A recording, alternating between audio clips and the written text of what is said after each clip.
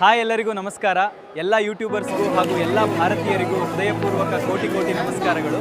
ಇದು ನನ್ನ ಮೊದಲನೇ ವಿಡಿಯೋ. ಕೊಟ್ಟಿಯಾರ ದೇವಸ್ಥಾನ ತಪ್ಪದೇ ನೋಡಿ.